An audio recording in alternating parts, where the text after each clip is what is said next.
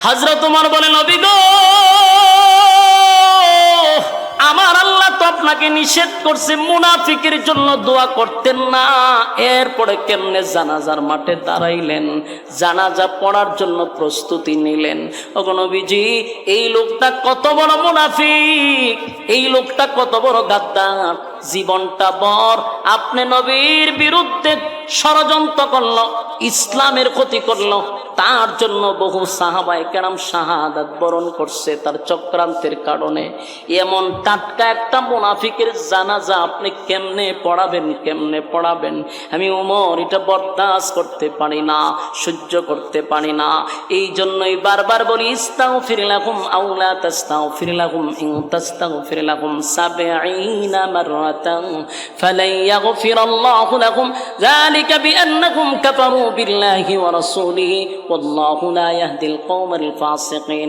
এই সমস্ত লোকের ব্যাপারে আমার আল্লাহ আপনাকে স্পষ্ট ঘোষণা করছে, যারা ফাসিক, যারা আপনি এবং রাসূলের, আল্লাহ এবং রাসূলের হুকুম এবং তরিকা অনুযায়ী চলে না, যারা জীবনভর রসুলের সঙ্গে কুফরি করছে, আল্লাহর সঙ্গে কুফরি করছে, এমন ব্যক্তির জন্য দোয়া করবেন না। ৭০ বার দোয়া করলে কবুল করব না। ওমর যখন বারবার নবীরে বারবার একই কথা বলতেছিল, আল্লাহর নবী বলেন, ওমর আমার উপর দিয়া মাতব্বরি কইর না।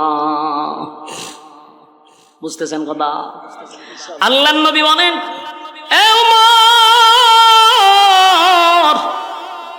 আমার উপর দিয়ে মাতব্বরি করো না। এই আয়াতটার মধ্যে আল্লাহ কি বলছে? বারবার তুমি পড়তেছ, আয়াতের মধ্যে আল্লাহ বলছে আমি দোয়া করব না, ৭০ বার দোয়া করলে কবুল করবে না। এই লই আয়াত। আয়াতের কোথাও তো লেখা নাই যে আমি মুনাফিকের জানাজা পড়াবো না। কথা কি বুঝতেছেন? উমর পড়ে, ইস্তাগফির লাহুম আও লা তাস্তাগফির লাহুম ইন তাস্তাগফির লাহুম ৭০ মাররাতান ফালান ইয়াগফিরাল্লাহু লাহুম। আয়াত রিপিট করতেছে। আল্লাহ এই আয়াতে বলছে একবার নয়, ৭০ বার দোয়া করলে কবুল করব না।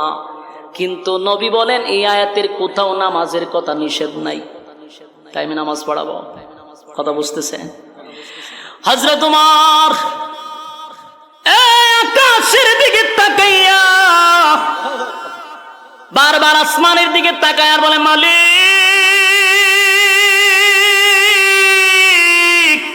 কেমনে গো, নবীর সামনে আমি ২ বার ৩ বার রিপিট করার পর নবী বলে জানাজা পড়াবে, জানাজা পড়াবে। ঠিকই তো দেখা যায় এই আয়াতের কোথাও নামাজের কোনো নিষেধ নাই, এই আয়াতের কোথাও মুনাফিকের জানাজার ব্যাপারে আল্লাহ নিষেধ নাই। আসমানের দিকে তাকাইয়া উমর বলে, মালিক নামাজের আয়াতটা আপনি নাজিল কইরা দেন। সুবহানাল্লাহ। হযরত ওমর আসমানের দিকে তাকাইয়া বারবার বলে, মালিক মুনাজাতের কথা নিষেধ করলেন, আল্লাহ আপনি জানাজার নামাজের কথা নিষেধ করে দেন গো। নামাজের কথা যদি নিষেধ করে দিতেন আমার নবী তো নামাজ পড়াইতো না, কিন্তু মুনাফিকের জানাজা পড়াবে আমি উমর বরদাস্ত করতে পারতেছি না। প্রত্যেকটা সাহাবীর চোখে পানি, কারণ এত বড় টাটকা মুনাফিকের জানাজা নবী পড়াবে, কোন সাহাবী ওটা মেনে নিতে পারতেছে না। নবীর সামনে দাঁড়াইয়া কথা বলার সাহসও পাইতেছে না। আল্লাহর নবীর সাহাবী হযরত ওমর আসমানের দিকে তাকায়, অন্যদিকে নবী সবাইরে চমকায়া দিলেন, অবাক করে দিলেন। আল্লাহর পয়গম্বর আব্দুল্লাহ ইবনে উবাই ইবনে সুলুল মুনাফিকের সর্দারের সামনে, লাশের সামনে নবী দাঁড়াইছে, দাঁড়াইয়া মুখ থেকে একটু তুতু বাইর করছে। নবীজির মুখের তুতু আব্দুল্লাহ ইবনে উবাই ইবনে সুলুল মুনাফিকের মুখে নবীর তুতু লাগাইয়া দিছে। সুবহানাল্লাহ। কার তুতু? নবীর তুতুর দাম আছে না নাই? আল্লাহর নবীর মুখের তুতু নিয়া মুনাফিকের মুখে লাগাইয়া নবী বলেন, আব্দুল্লাহ রে, তোর আব্বার মুখে আমি নবীর তুতু লাগাইয়া দিছি। কেন জানোস নি? আমি চাই আমার তুতুর বরকতে তোর আব্বারে আমার আল্লাহ যেন মাফ করে দেয়। এ আমার নবীর কত মায়া, নবীর মুখের তুতু লাগাইয়া দিল। সাহাবায়ে কেরাম আশ্চর্য হয়ে গেল। হায়রে এত বড় টাটকা মুনাফিকের মুখে নবী তুতু লাগায়া দিছে। আশ্চর্য হয়ে গেছে।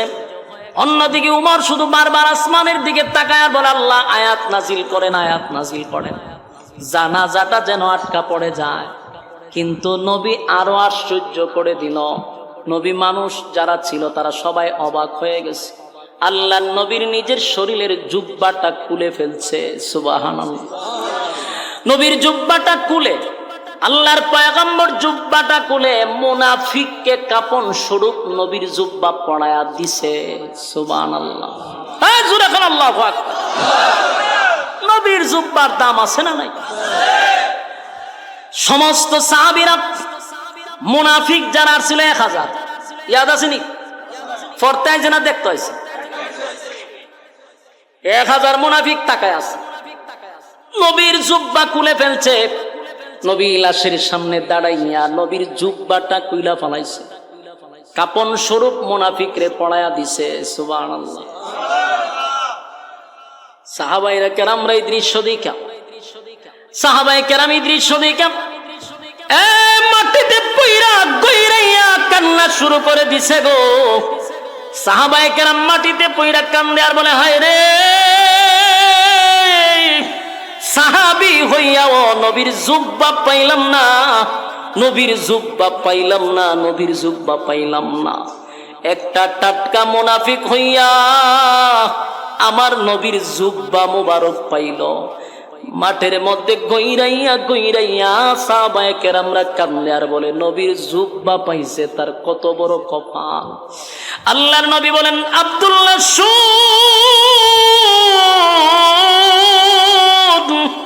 তোর আব্বারে আমার জুব্বা কেন পড়াইলাম জানোস নি? কেন পড়াইছি, কেন পড়াইছি? হে আব্দুল্লাহ শুন, বদরের যুদ্ধে আমার চাচা শহীদ হইছে। বদরের যুদ্ধে যখন আমার চাচা শহীদ হয়ে গেল, সাহাবায়ে কেরাম শহীদ হইছে, সাহাবীদেরকে যে কাফন দাফন করব, তাদেরকে যে দাফন করব, শরীরে কাফন পরানোর মতো কোনো কাপড় নাই।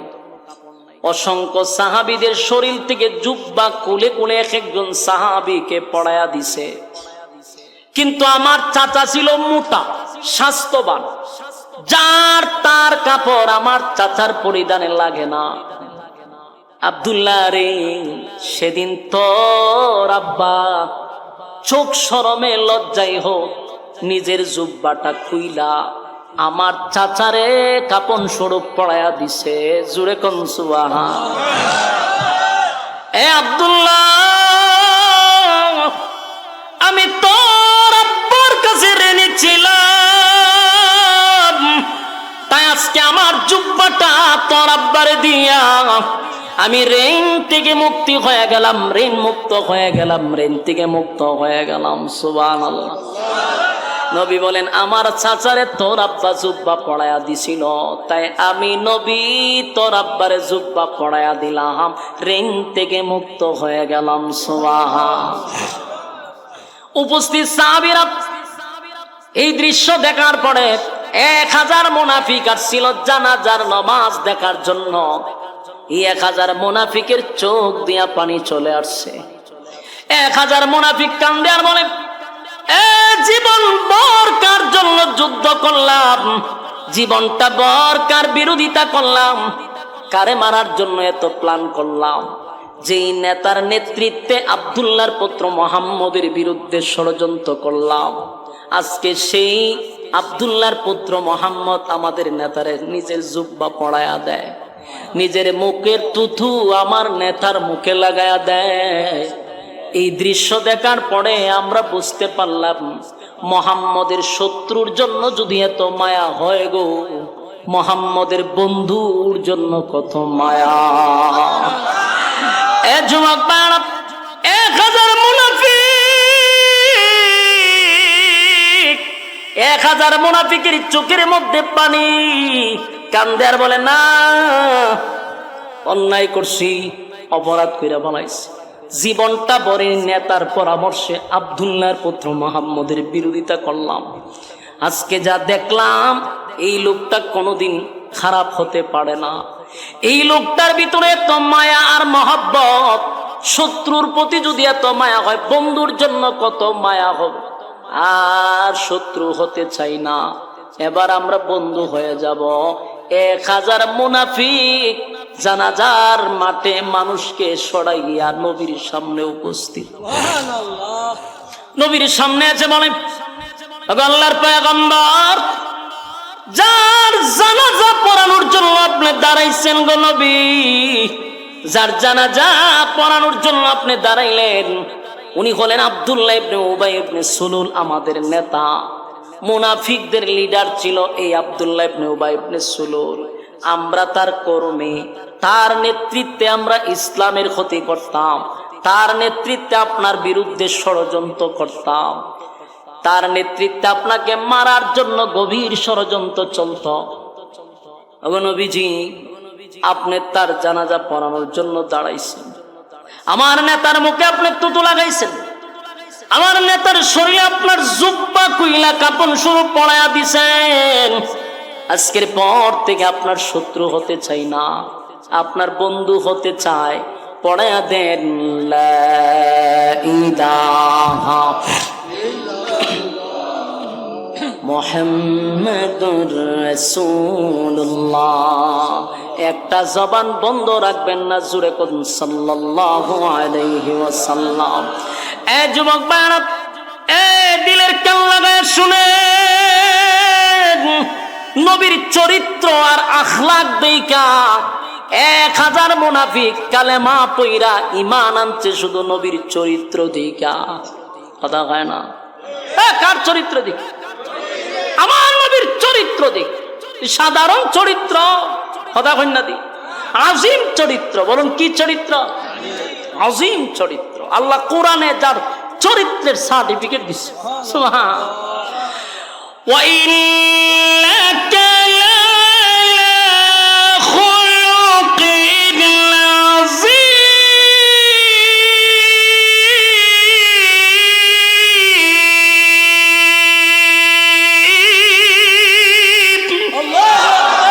আল্লাহ বলেন আজিম দান করছি, খুলুক আজিম, যার চরিত্রে একটা স্পট নাই। সুবহান। আজিম চরিত্র। ও চরিত্র দিকটা 1000 মুনাফিক কালেমা পড়তে বাধ্য হয়েছে। এখন আমি আপনাদের কাছে জানতে চাই, মুনাফিক মরছে কয়টা? একটা। কালেমা পড়ছে কয়টা? 1000। নবীদের হিকমত, আল্লাহর নবী জানা যায় না গেলে 1000 মুনাফিক কালেমা পড়তো। কথা কয় না দি? মরছে তো একটা লিডার, বাকি তার সমস্ত কর্মীরা কালেমা পড়ে ঈমান আনছে। কিন্তু সবাই খুশি, উপস্থিত জানাজার মাঠে সমস্ত সাহাবীদের মুখে আনন্দের হাসি, যে যাক একটা মরছে, তার পুরা ছেলাবেলা যা আছে সব কালেমা পড়ছে। খুশি না বাজার? কিন্তু একজন এখনো খুশি হয়েছে না, হযরত উমর। উমরের মুখে কোনো খুশি নাই। উমরের বক্তব্য একটাই, আমনে কেমনে তার জানাজা পড়াইবেন। আমার কথা কি বুঝতেছেন? সমস্ত সাহাবীর আনন্দে, মুখের মধ্যে হাসি, যে একজন মরছে 1000 কালেমা পড়ছে। কিন্তু হযরত উমর মুঠেও কোনো আনন্দিত নয়। উমরের একটাই কথা, এত বড় টাটকা মুনাফিকের জানাজা আপনি নবী হইয়া কেন পড়াইবেন? আর এতক্ষণ আমি বলছি, এখন তার 1000 কর্মী বলতেছে যে সে টাটকা মুনাফিক ছিল। খালি মুনাফিক না, সে লিডার ছিল। এখন তো আপনি নিজ কানে শুনছেন, তার কর্মীরা আপনার সামনে সাক্ষ্য দিছে। এখন কিভাবে আপনি জানাজা পড়াইবেন? এটা হলো উমরের বক্তব্য। কথা বুঝতেছেন?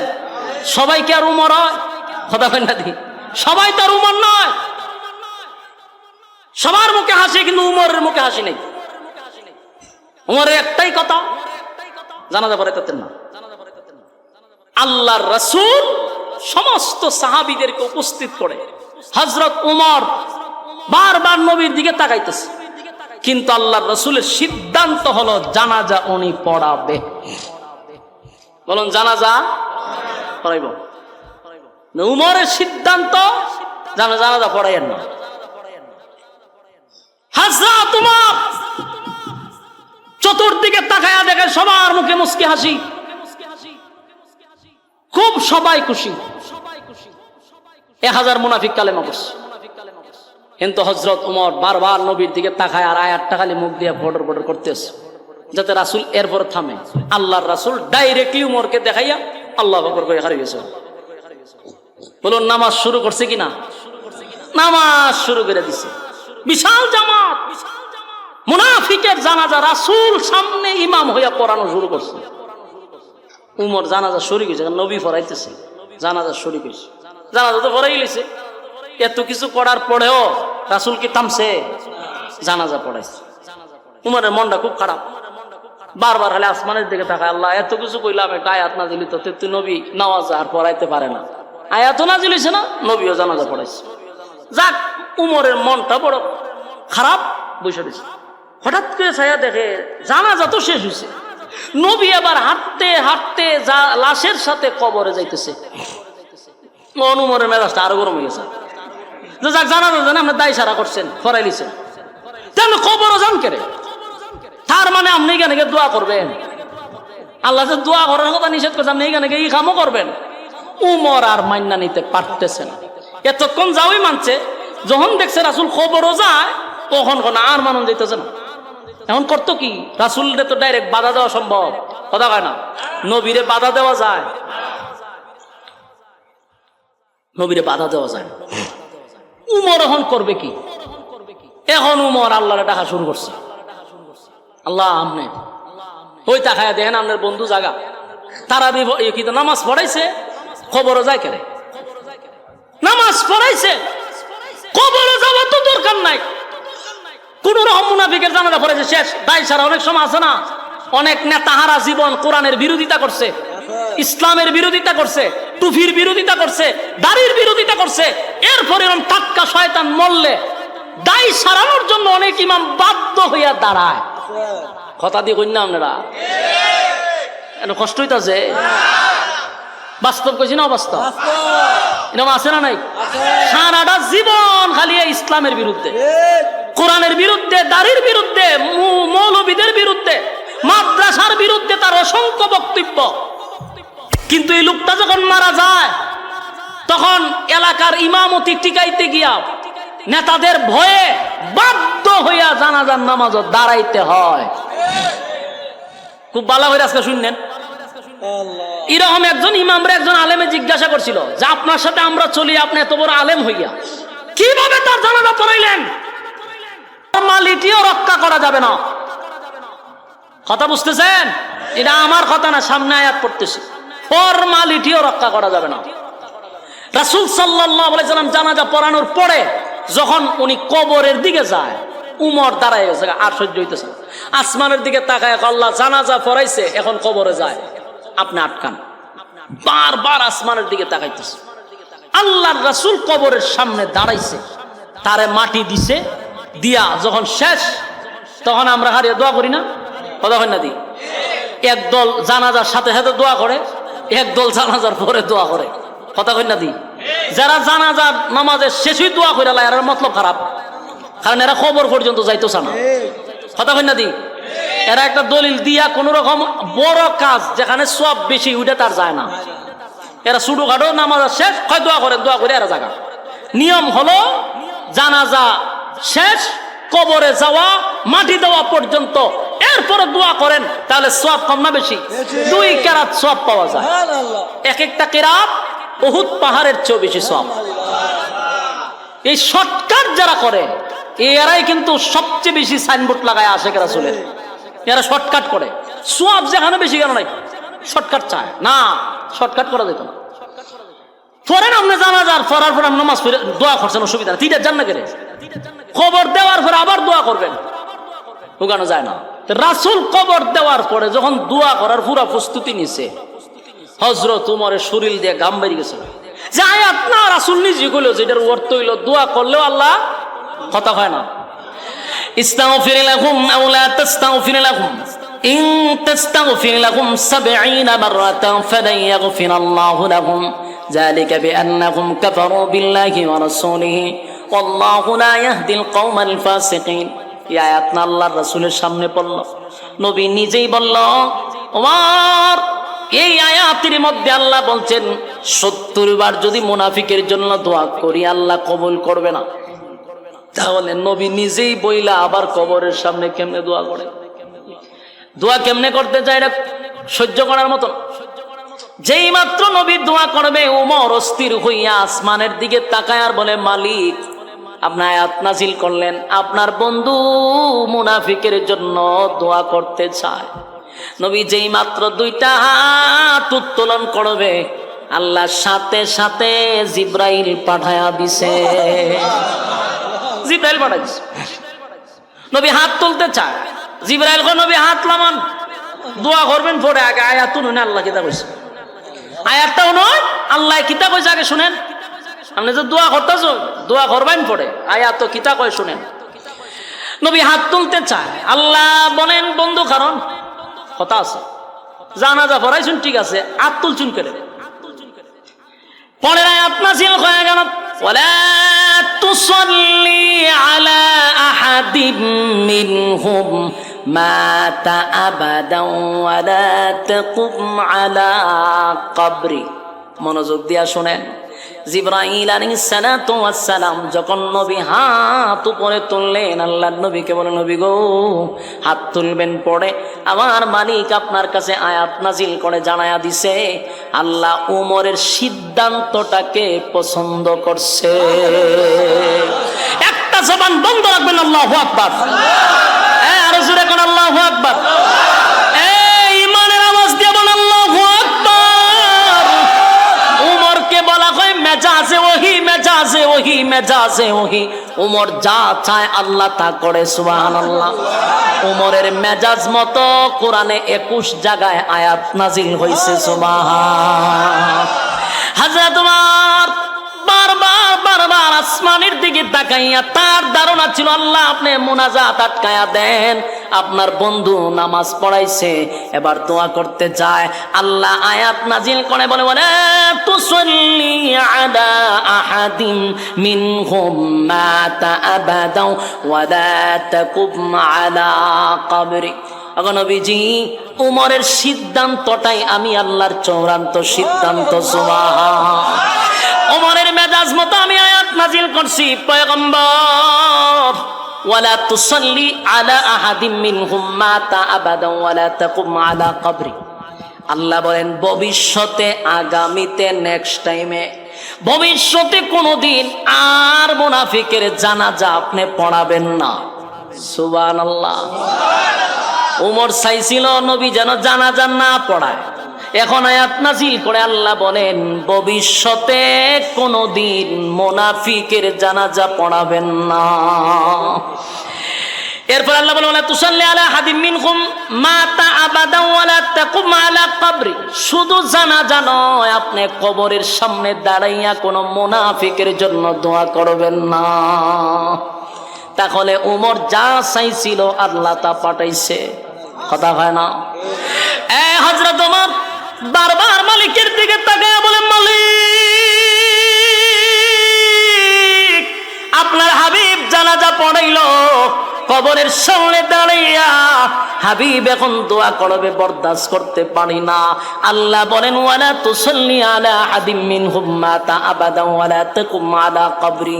নবী গো ভবিষ্যতে কোনো সময় আপনার মুনাফিকের জানাজা পড়াবেন না। ওমরের সিদ্ধান্তটা আমি মালিকের কাছে বড় পছন্দ লাগছে, তাই আমি সিদ্ধান্ত নিছি আপনি নবী আর কোনোদিন মুনাফিকের জানাজাও পড়াবেন না। আপনি নবী মুনাফিকের কবরের সামনে দাঁড়াইয়া কোনোদিন মুনাজাত করবেন না। বলুন তো দেখি, উমর যা চাইছে আল্লাহ তা পাঠাইছেনি, কথা কয় না? এখন আপনাদের করণীয় কি? আমার কথা কি বুঝতেছেন? প্রচন্ড গরম, প্রায় 1.5 ঘন্টার উপরে চলতেছে, আর গরমের সময় অত লম্বা করা ঠিক না। এক তৈল গিয়ে আনসিজন আমরার গলাও রাস্তাঘাটে এটা জ্যাম হয়ে রয়েছে, যখন এটা চলতে থাকে তখন চিল্লাইলেও কোনো সময়, তখন চিল্লাইলে গলা খাদ্যানি শুরু হয়। এরপরও 1.5 ঘন্টা ওভার, আর প্রচন্ড গরম, আর আপনারা বইয়া রয়েছেন, আমি চিল্লাইতেছি আমার তো মেশিন পুরা গরম। এখন বোঝুন শরীর দিয়ে কি পরিমাণ বাড়িতেছে পানি, আমার কুলাইতো কেমন। এরপরও শেষ এতক্ষণের ওয়াজে আপনাদের করণীয় কি, এটাই যদি না জানলেন তো ওয়াজের শেষ কিতা হইল? কতক্ষণ ঠিক নেই। একটা ওয়াজ শেষ হওয়ার পরে তো বৈশা গল্প করলো যে মূল কাহিনীটা কি, মূল কাহিনী আমাদের করণীয় কি, এই করণীয়টা এখন আপনাদের কাছে বলে যাব। রাসূলকে আল্লাহ আয়াত নাজিল করে জানাজা বাদ দেওয়াইছেন, যে নেক্সট টাইম আর পড়াবেন না। এরপরে কি বলছে, কবরের সামনে দাঁড়ায়া মুনাফিকের জন্য দোয়া করবেন না। এখন শুনেন, কোরআন এটা নাজিল হয় তার বিশেষ কোনো প্রেক্ষাপটকে কেন্দ্র করে। কোরআন নাজিল হয়েছে তার বিশেষ কোনো প্রেক্ষাপটে, অবস্থার পরিপ্রেক্ষিতে, ঘটনাকে কেন্দ্র করে, কিন্তু তার হুকুম থাকবে কিয়ামত পর্যন্ত। বলুন, এটার হুকুম কিয়ামত পর্যন্ত। এটা হলো কোরআনের মুজিজা। তো কিয়ামত পর্যন্ত যদি হুকুম থাকে, বলুন তো দেখি এই আয়াতের হুকুম এখন আছে না নাই? আছে। এক্সাম্পল, নামাজের আয়াত নাজিল হয়েছে ১৫০০ বছর আগে নাজিল হয়েছে, তখন এখনো নামাজ ফরজ কিনা? পর্দার আয়াত নাজিল হয়েছে ১৫০০ বছর আগে, এখন পর্দা করা ফরজ কিনা?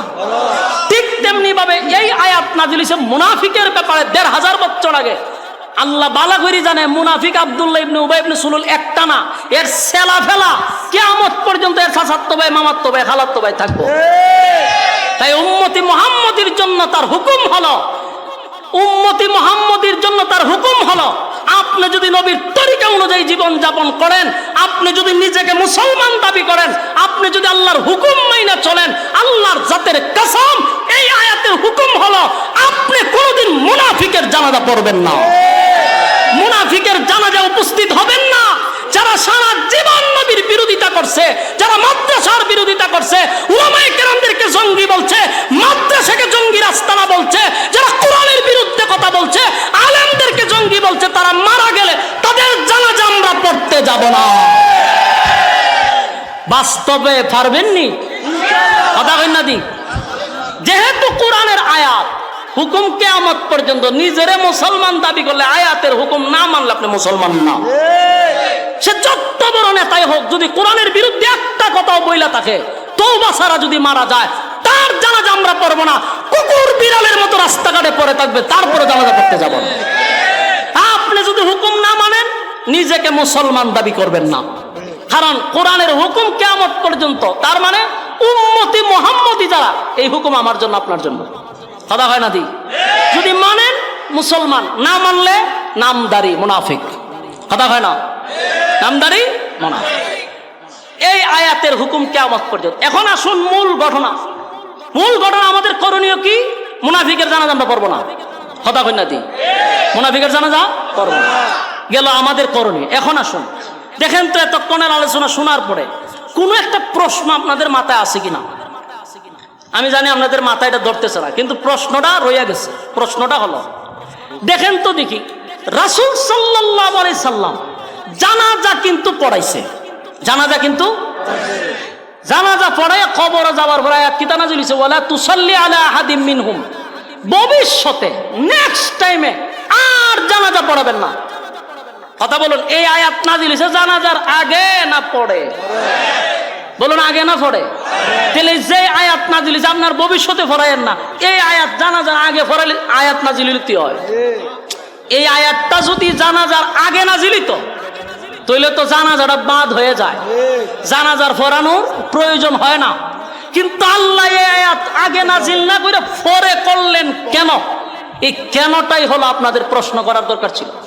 যে আয়াতটা তো নাযিল হইছে, ঠিক আছে, নাযিল হয়ে কি কইছে, আর নেক্সট টাইমে জানাজা পড়াইবেন না কোনো মুনাফিকের, এরার জন্য দোয়াও করবেন না। এই আয়াতটা যদি আগে নাযিল হইতো, উমরেরও আকাঙ্ক্ষা থাকে না, আর জানাজাও হয় না, কিন্তু পরে হইল কেন? এই কেনটা বইলেই আমার ওয়াজ শেষ। মনোযোগ দিয়ে শুনেন। কেনটার তাফসীর কারক যারা, মুফাসসিরিনে কেরামের অর্থ বলছেন যে মূল ঘটনা হলো আয়াতটা পরে নাযিল হওয়ার কারণ হইল, আগে যদি নাযিল হইতো তাহলে নামাজ আর হয় না, জানাজা আর হয় না। দেখেন তো মনে আছে না আপনারা, আব্দুল্লাহ যখন তার রাসূলের কাছে গেছিল, গিয়া কি বলছিল যে আমার আব্বা মারা গেছে, আপনি নবী জানাজা পড়াইয়া দিলে আমার আল্লাহ আমার আব্বার গুনাহ আল্লাহ মাফ করে দিতে পারে, বলছিল কিনা? নবী কি বলছে, আমি তোমার আব্বার জানাজা পড়াইয়া দিব। বলুন, নবী কি বলছে? আমি তোমার আব্বার জানাজা পড়াইয়া দিব। আর আব্দুল্লাহ করছে কি, সারা এলাকা পাবলিসিটি করে দিচ্ছে। নবী করছে ওয়াদা আমি পড়াবো, আর সেও কি করছে, পুরা এলাকা দিছে বাষ্ট কইরা। এখন নবী যদি জানাজা সেদিন না পড়াইতো, আল্লাহ যদি আয়াত দিয়া জানাজা বন্ধ করে দিত, নবীর কথার ওজন থাকে না। কথা কি বুঝতেছেন? নবীর কথার ওজন থাকে না। আল্লাহ নবীর কথার ওজন রাখতে গিয়া, নবীর ইজ্জত রাখতে গিয়া জানাজা পড়াইয়া দেন, কিন্তু নেক্সট টাইমে আর পড়াবেন না। কারণ আমি আপনার কথার ওজন রাখছি, আপনি বইলা লাইছেন, এখন আর বাধা দেওয়া যায় না।